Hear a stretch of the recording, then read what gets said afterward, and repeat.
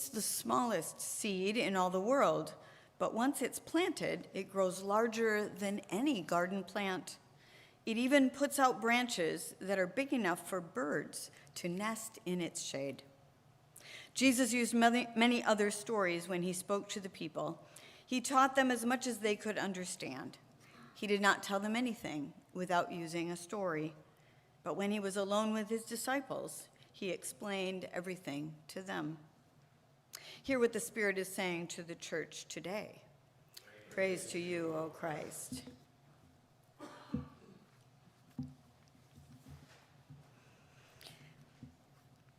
I don't know if you've noticed, but the news is big and overwhelming. No chuckles even? Like, do you ever want to just turn it off and not know what's going on? Do you ever just turn it off so that you don't have to know what's going on? And I have to say, the situation for queer folk is even worse than the average news. I was reading this week in 2023, over 540 anti-LGBTQ plus bills were introduced in state legislatures. You understand that that's more than 10 per state, right? That's over 220 bills specifically target transgender and non-binary people. Both of those statistics are a record. 45 of the anti-LGBTQ laws enacted include 13 laws banning gender-affirming care for transgender youth, 3 laws requiring or allowing misgendering of transgender students. That means not using their appropriate pronouns. 2 laws targeting drag performers. 3 laws creating a license to discriminate, and 2 laws censoring school curriculum, including books. Yikes. This week, we honor Juneteenth. And there's an explanation of Juneteenth on the back of your program. If you get bored with me, pick it up, take a read. It's, no chuckles this morning? Gosh. So much for my attempt to be funny.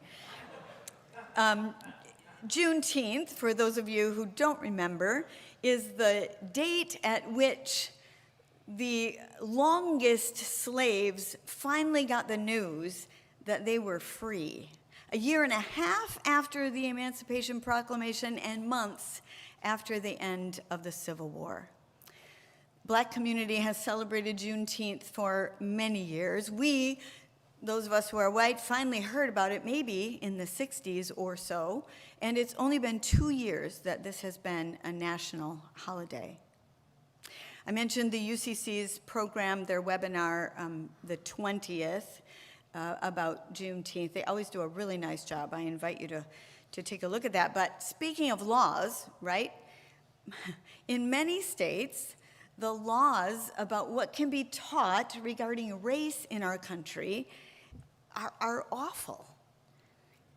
Teachers are being prohibited from teaching the truth about dates like Juneteenth. Now, I don't know about you, but these facts, and we could go on and talk about the political situation in our country, et cetera, they overwhelm me and they paralyze me. So this week I've been thinking about what's a thing that I can get my hands around. And stories are something that Jesus used a lot. About a sheep that got lost, and then a shepherd who left 99 sheep and went to find that lost sheep. About a woman who lost a coin. She was so busy searching for it, she forgot to make meals for the kids. Today, about a farmer who ignores his garden and assumes the seeds are going to come up, and sure enough, they do. Small, ordinary things, but with a little twist.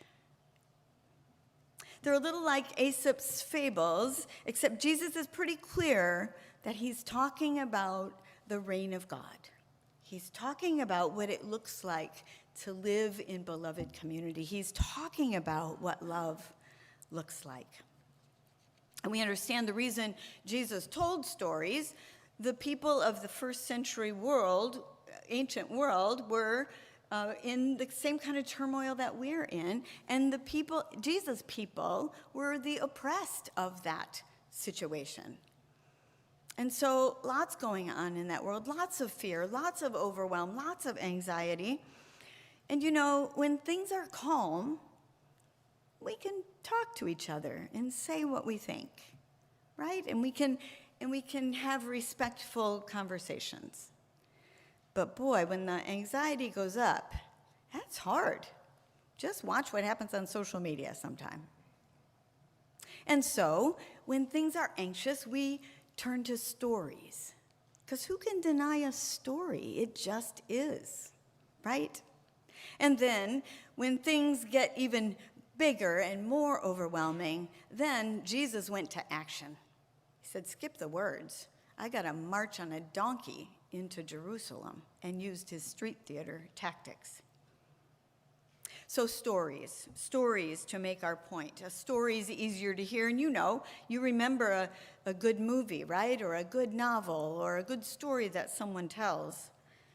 Do you ever listen to the Moth Story Hour? Fabulous, right? And our world is in upheaval, so stories. I want to focus today on a couple stories about kindness. You've seen that meme come through your media feeds. In a world where you can be anything you want, be kind. The first story is apropos for Father's Day, and it's being told by a father, a guest speaker this morning. Dan, would you share with us?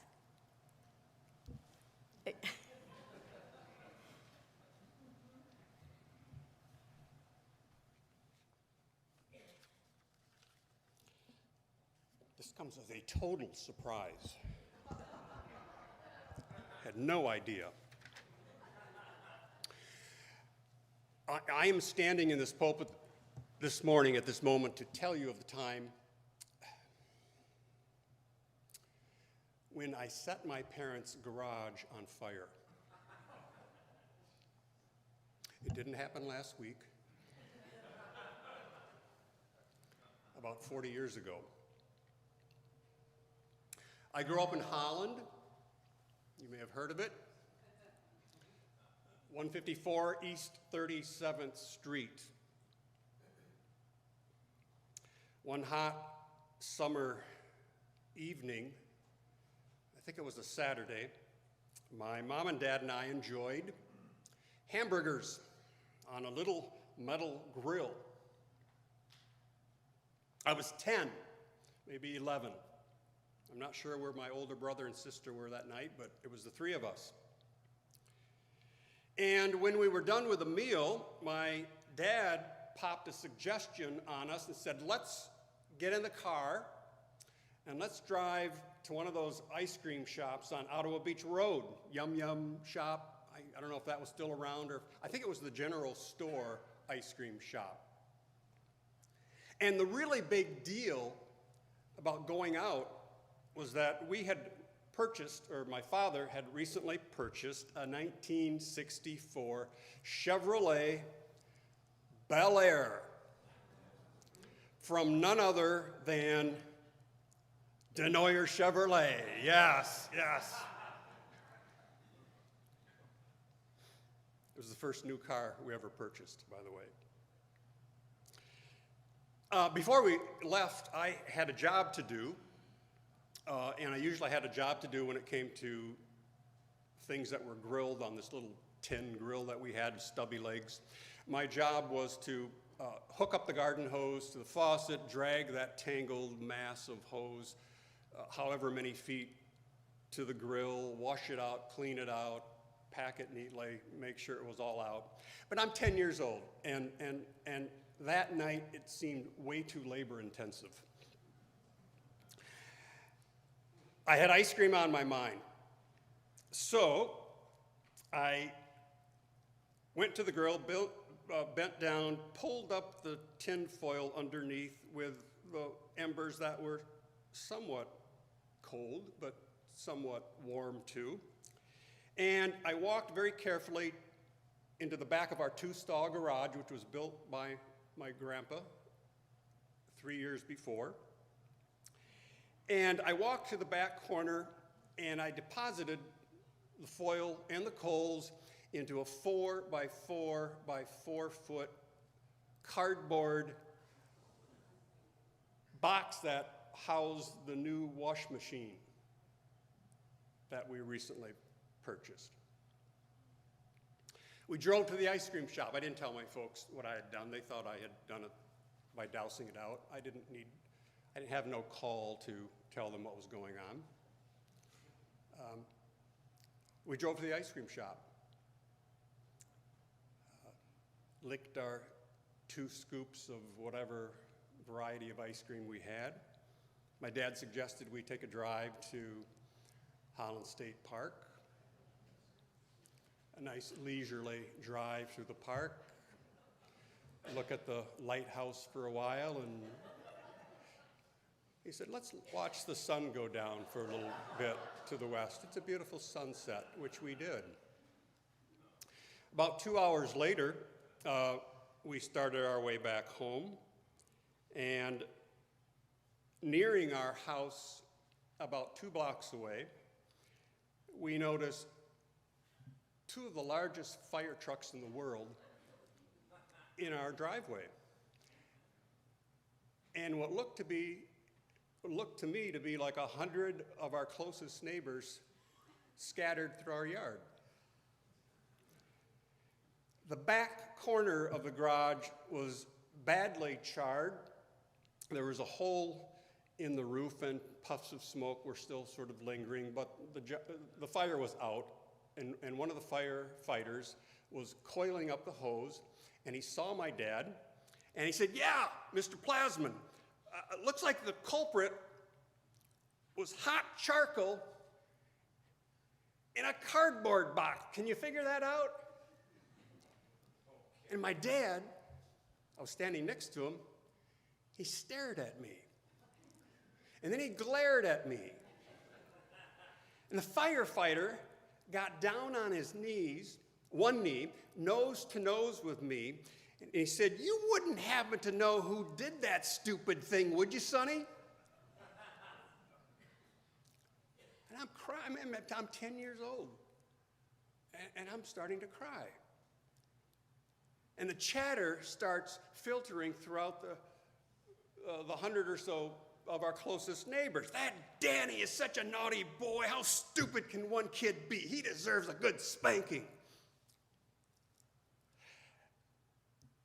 I'm sobbing. My dad, Ed Plasman, here's what he did. He took his right hand like that and stuck it on my neck behind me, right? He's standing behind me, and he starts firmly guiding me through the clusters of neighbors in our yard, and I realize he's taking me to a dark corner of our lot where I assumed there was going to be no witnesses. He reaches into his back pocket, pulls out his greasy wallet. My father was a machinist. His hands were always dirty. His nails were never fully clean. His cuticles were always pulled back. He had working hands. He reached into his greasy wallet and he handed me a $5 bill.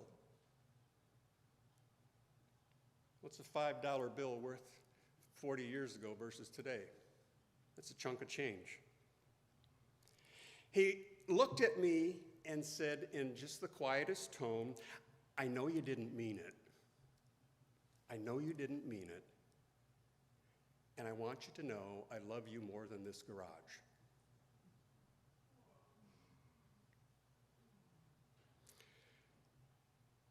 Four decades later, before the casket lid was lowered and closed forever, you probably know what I did. I stuck a $5 bill in his lapel pocket of his suit jacket. We don't always get the fathers we deserve to get, but sometimes we get the fathers who are better than what we deserve. And that's my story. Thank you.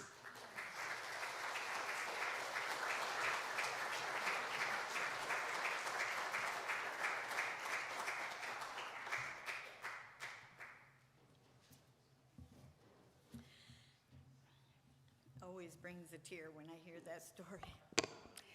My story also has to do with an oops.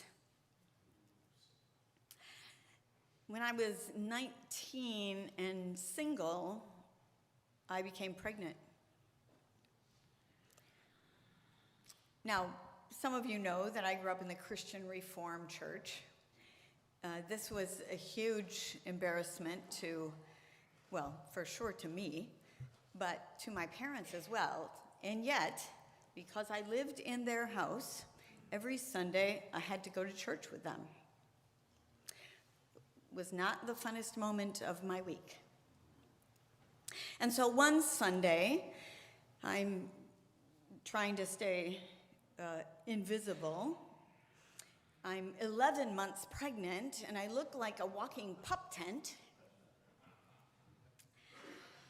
And we're walking out of the church after worship.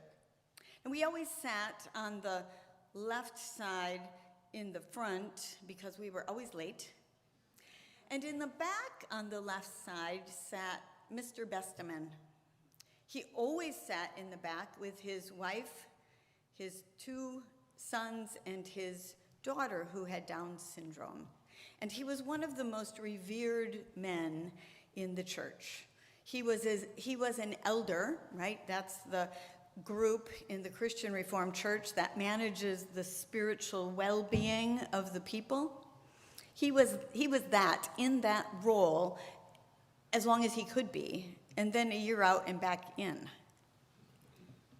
So this Sunday, we're walking out of church, and I'm head down trying to stay oblivious, and we get to the back, and Mr. Besteman is leaving his row the same time we're getting to the back of the church. And Mr. Besteman walked up to me and put his arm around me and said, "Jody," I didn't even know he knew my name, "you hold your head high. You haven't done anything worse than anyone else."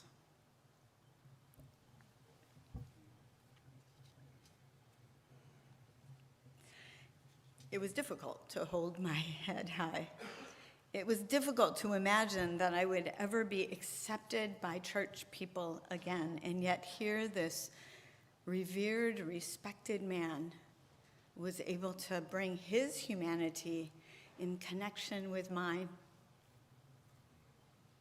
Changed my impression about church for sure. There are lots of stories about heroic acts, exciting and inspiring things that people do, but sometimes it's the little things that matter. A $5 bill to a 10-year-old who's been naughty, a kind word to an embarrassed teenager who feels like her life in the church is over. Kindness matters. Tiny incidences that we may not even know matter. And those sorts of stories are what gives me hope. I struggle with faith. I don't know if any of you do, but when I hear the news and when I see how people treat one another, I struggle to know where God is. But when I see these tiny acts, the tiny things that each of you do for one another, for this church, I have hope. I have hope for the world. When I read about women planting trees in far, far away places, when I hear about $100 to a Mozambique woman so she can sew and raise money to feed her children, when I hear about people who go above and beyond the call of duty in whatever their work, I have hope. I have 3 suggestions for us today. You don't need to know. You don't need to hear any more stories. You just need to be reminded that they're all around. And look around. The first suggestion I have is to resonate. Find those stories. Hang on to them. Rehearse them. Repeat them. Watch when people are being kind and feel how it fills you up. Go hug a tree. Trees have got to be the kindest beings on the planet. Well, besides our pets, maybe, right? They never act up. They never say mean things to us. They never argue. And they give and give and give. They are life on this planet. So resonance is really important. And we know that kindness resonates differently than ugliness. And when it becomes habit, when it becomes the way our bodies feel and act and behave and resonate, we pass it on without saying a thing. Second, we need kindness toward ourselves, right? And so maybe just for this week, when you breathe in that kindness that is God's Spirit. And breathe out everything that you don't need any longer. Just let it go. And then finally, have courage. Each of the stories that you heard about today, there's a twist, something unexpected, something that defies the expectation of status quo.